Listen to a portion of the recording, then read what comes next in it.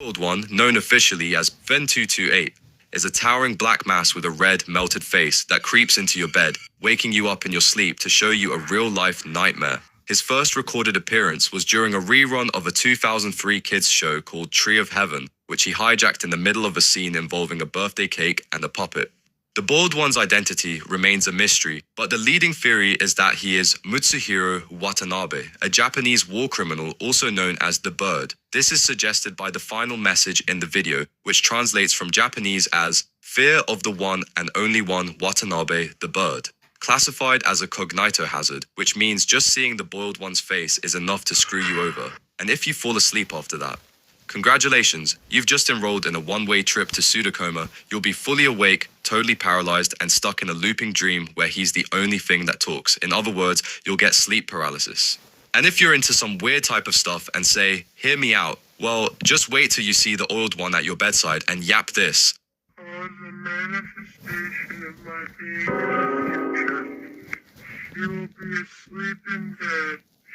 I will be there and watch over you." So, want to survive? Don't look at his face. If you have already done it, don't sleep and don't even take a nap. Using earplugs helps. Reading Bible verses might help to summon Archangel Michael. But really, your best bet is denial and a gallon of caffeine. Because the Bald One doesn't chase, he waits, simmering in the folds of your mind, knowing once you've seen his face, sleep isn't rest, it's surrender. The Locust. The Locust, or the Thump, is a walking jump scare dressed in stick-like black limbs and childlike desperation. It's the main antagonist of Dr. Nowhere's TOE and Smilehood analog horror series. It's a monster that would like to play with you by ripping through your screen and possibly digesting your insides without leaving a scratch. Its body is stick-thin and biomechanical, covered in tube-like appendages and wires. It lures in victims by appearing on old televisions, pretending to be innocent with childlike speech and clumsy punctuation. But don't fall for the baby talk. This thing eats people, sort of. Victims are found with their bodies untouched, with organs gone and souls probably digested. It's been seen standing silently in rooms with faded wallpaper, like a kid's drawing of a nightmare that never got erased. If you see it on your screen, turn the TV off immediately. Smash it if you have to. If it's already broken through, forget hiding and just run. But it's absurdly fast and smarter than it lets on, so a car might buy you time. A motorbike? Maybe. And when you hear this needy call, it's not looking for snacks. It's looking for you. Just don't talk back. This thing doesn't want company. It wants your organs and a friend to pretend with. Philbus. A monster with chair-like legs, Philbus is a walking paradox of furniture, faith, and fashion. With a jet-black torso, beige skin, and a charming little top hat, Philbus looks like someone mashed up Smiling Friends Alan with a broken theatre prop and decided it was a deity. And depending on who you ask, they might be right. Philbus is tied to something called Philbism, an internet-born religion. Its core belief is that Philbus gave humanity the sacred gift of the chair, and that consuming chairs honors his great sacrifice. No one knows what the sacrifice was, or when, or why it involved chairs, but followers claim enlightenment comes from eating them. Wooden ones, IKEA ones, even recliners if you're brave. The unsettling part, media that mentions Philbus or Philbism becomes infected. It turns into subtle propaganda. From articles, videos, and even this script, people exposed to it start referencing chairs, praising Philbus, and obsessively talking about chair anatomy while totally denying anything weird is happening. So if you're still watching and you haven't microwaved a dining chair yet, congratulations, you might still be safe. But if you're feeling the urge to just take a nibble, then I have bad news for you. You're going to look like a soft-shell turtle with stool-like legs. Guilt.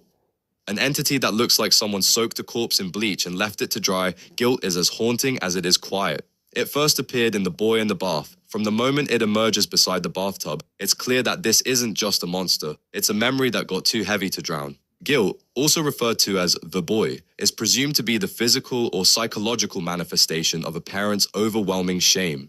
The bathroom becomes its domain, the tub its altar. Its behavior is slow, eerie, and painfully intimate, like it doesn't want to hurt you, just remind you. It's tall and unnervingly lanky, with a flattened, sliced head and a deteriorated neck sprouting roots or mold from its throat. It stares without blinking. It speaks in a voice you wish you could forget. "Why did you leave me here? I never existed to you."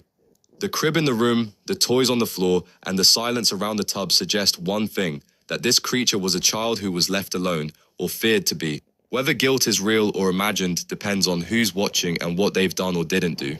When you encounter guilt, it's easy to survive. You simply must not have any guilt. So, don't repress, Don't forget, and definitely don't pretend nothing happened. Still feeling emotionally stable? Don't worry. Guilt's great at fixing that. Free therapy, no copay, just a bit of mold, a tub, and a crippling sense of failure. Cone Zone.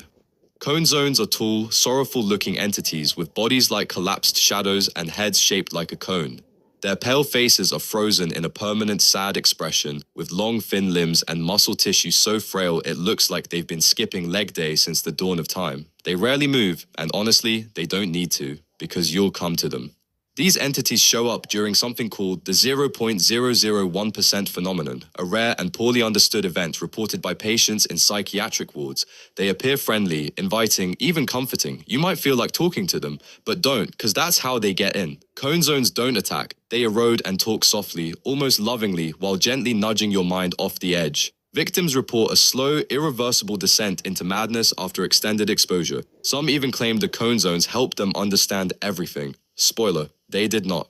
If you see one, don't make eye contact, don't engage, perform reality checks, touch something real, say, I am here, I am safe, and mean it. Think of cone zones like your sad boy ex trying to reach you, convincing you that he's changed with his soft words that after some time will kill you not softly. Ankläger.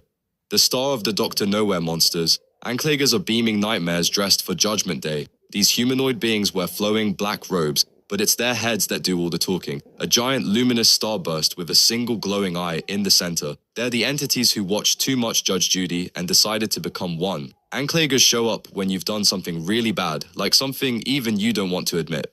They don't speak and chase, they appear in softly glowing hallways, and suddenly you're face to face with every awful thing you've ever done. Regret floods in, and then comes the choice. You can repent, beg, break down, and try to make it right. Or you can deny everything and stand your ground. That second option, not recommended. Denial earns you a front row seat to the Ankläger's wrath, a blinding flash of searing divine light that leaves nothing behind but ash and maybe some ironic symbolism. Want to survive an Ankläger? Don't be a garbage person. Do some self-reflect, make a journal, and maybe don't commit soul-crushing sins, or keep doing you and hope you never see that glowing star in the hallway. However, if you unfortunately meet them, prepare your sunglasses, an extra SPF 100 sunscreen because you're about to receive a vaporization verdict and get exfoliated at the same time. Flesh beds. Flesh beds are parasitic mattress imposters that combine the comfort of sleep with the efficiency of slow, silent digestion. Also known by the scientific name Populus coolcita, these freaks of biology mimic ordinary bedding during hibernation, and yes, people have cuddled up on one and never woken up. The first confirmed victim was Alice Diger. Fittingly, her last name literally means to digest. They're terrifyingly stealthy, lightning fast once active, and sensitive to body heat. If you're warm, you're food. Their favorite time to strike is during sleep, making them the ultimate betrayal of bedtime. Flesh beds detect heat shifts in the room and, once activated, unravel like living fabric to feed clean, quiet, and efficient. Their most infamous chapter was in the 1960s when they were unknowingly distributed as part of a welfare bedding initiative. Entire low-income communities were supplied with flesh beds, leading to mass disappearances that were never officially recorded but left entire housing blocks eerily silent by morning. Dr. Nowhere has since tried to trace the damage, but the numbers have literally vanished, just like the victims. How can you protect yourself from flesh beds? First, sleep with a fan on, and second, ensure that there's a constant airflow that keeps them dormant, or don't. Maybe you enjoy being a midnight snack under the sheets. Breathman. Probably the most unsettling looking monster created by Dr. Nowhere, Breathmans are headless, skeletal creatures with pale, stretched skin and limbs long enough to make Slender Man look compact, with fingers that are like salad tongs designed by a sleep paralysis demon.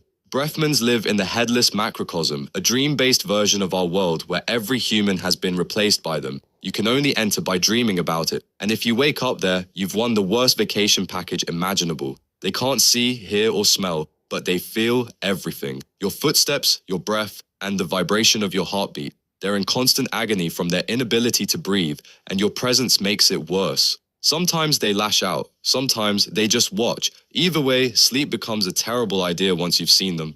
To avoid them, don't move, stay silent and control your breathing. Anything you do might be the thing that sets them off, and if you ever dream of their world, whatever you do, don't fall asleep again. Breathman can't scream, so they make sure you do it for them. So if you're still breathing easily after all that, lucky you. Don't forget to subscribe.